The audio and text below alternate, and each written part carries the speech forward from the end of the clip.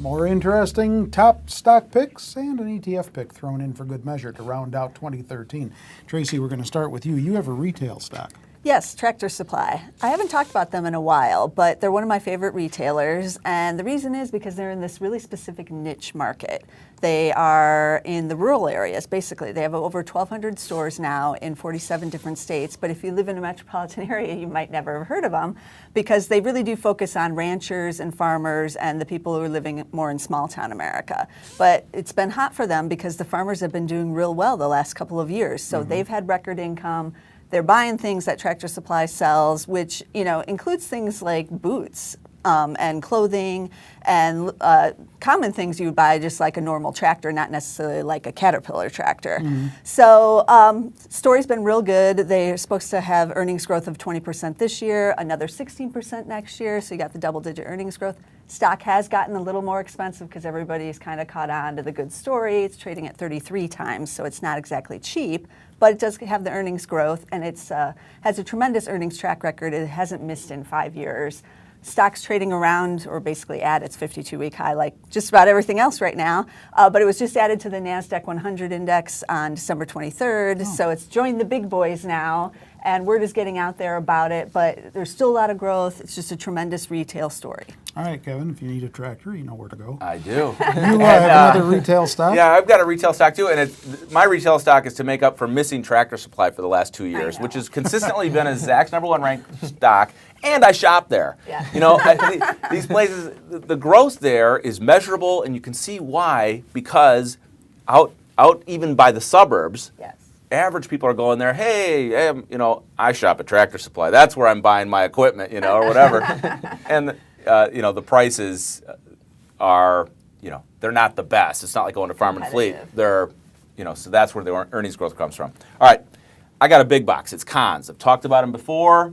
The big box of Texas, right? And I want to make the argument that, 3 reasons that they're not Best Buy and people aren't going to just showroom and go buy it from Amazon.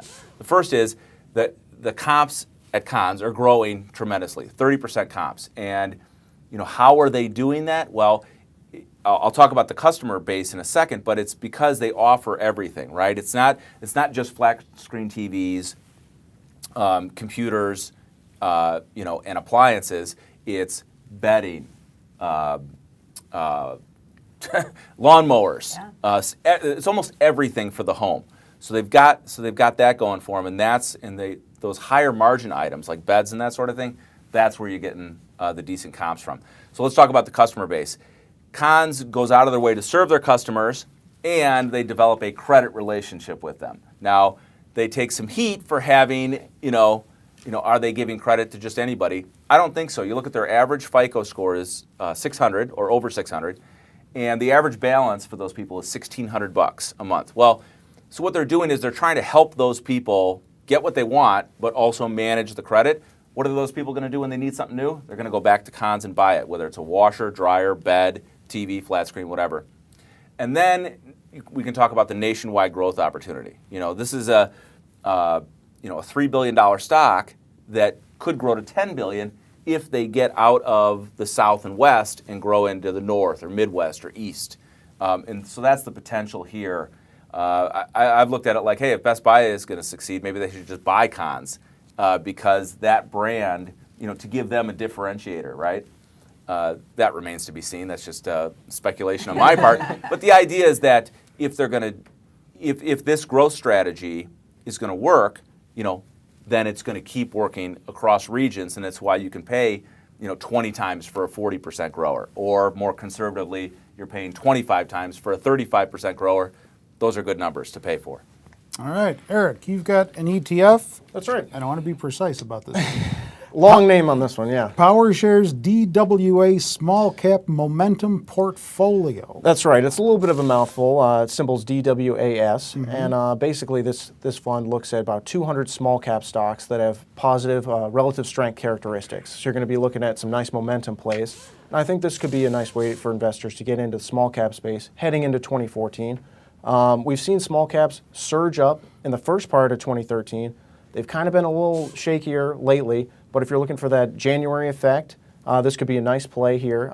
It's a little concentrated in healthcare, technology, and consumer, but you're going to get a very spread out portfolio. No company makes up more than like 3% of the fund. It's a little pricey, and I do have some concerns about small caps in the second half of the year, but I do look for small caps to kind of surge up here over the next month or two, and I think this could be a nice way for investors to kind of ride the rally of investors coming into the market and kind of just buying up some big names. It's kind of their New Year's resolution to get in on the market.